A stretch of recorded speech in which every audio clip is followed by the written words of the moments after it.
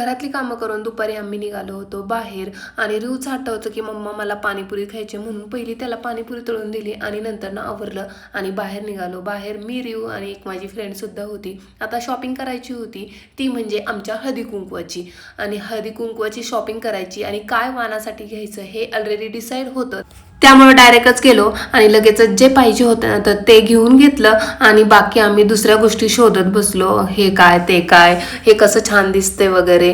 आणि हे तर खूप जास्त आम्हाला आवडलेलं, पितळाच्या वाट्या ताटं आणि ते घेण्याची खूप जास्त इच्छा पण होती. पण थोडे त्याचे एजेस शार्प असल्यामुळे ना असं वाटलं की नाही आपण थोडंसं आणखीन पाहून घेऊयात आणि मग नंतर ना डिसाईड करूया की कोणतं घ्यायचं. तर ते तर सोडून दिलं. घरी आलो आणि जातानाचा जो एक्सपिरियन्स होता ना बसमधून तर तो मी तुमच्यासोबत शेअर केलेला आहे आणि तसं तुम्ही आपल्या व्लॉग व्हिडिओमध्ये पाहू शकता की आमचा जातानाचा जो काय एक्सपिरियन्स होता तो काय होता.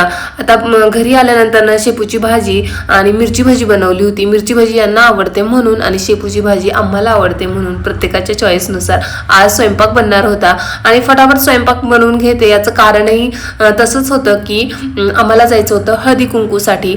तर आता हळदी कुंकू स्टार्ट झाले आणि प्रत्येकीच्या घरी हळदी कुंकू रोज असणार आहे. त्याच्यामुळे ही गडबड स्वयंपाकाची असणारच आहे. लवकर स्वयंपाक करून घ्यावा लागतो. नाहीतर काय होतं ना, मैत्रिणी म्हटलं की आपण बाहेर गेलं की गप्पा गोष्टी वगैरे होतात आणि जिथं 1 तास जायचं ना तिथं 2 तास जातो. म्हणूनच आहे ना पहिले तर स्वयंपाकाचं मी आवरून घेतलं.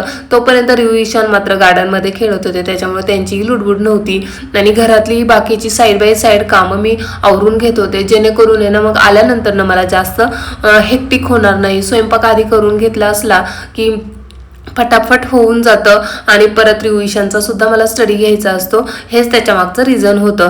आता पटापट आहे ना मी रेडी वगैरे होऊन हळदी कुंकवासाठी जाणार होती. तर ती अशी काहीशी मी रेडी झाली होती. आता हळदी कुंकवाला जायचंय म्हटलं साडी वगैरे तर घातलीच पाहिजे. साडीशिवाय आपल्या ट्रॅडिशनल लुकशिवाय बिलकुलही शोभा येत नाही म्हणून मी असा काहीसा लुक केला होता आणि आज पहिल्यांदा हळदी कुंकवासाठी जाण्यासाठी आम्ही रेडी झालो होतो आणि एकाच ठिकाणी 3 फ्रेंडचं हळदी कुंकू होतं त्यामुळे जास्त काही फिरावं लागणार नव्हतं. एकाच ठिकाणी सर्व काही आम्हाला जायचं होतं. तर आता मी आल्यानंतर ना असा काहीसा माझा हा लुक होता. तर कसा वाटला आजचा दिवस नक्की कमेंट करून सांगायला विसरू नका. बाय. यानंतर ना डायरेक्टली भेटूया आमच्या हळदी कुंकवाच्या दिवशी. तोपर्यंत बाय अँड टेक केअर. आणि हळदी कुंकवाचा व्लॉग पाहायला बिलकुलही विसरू नका. तोपर्यंत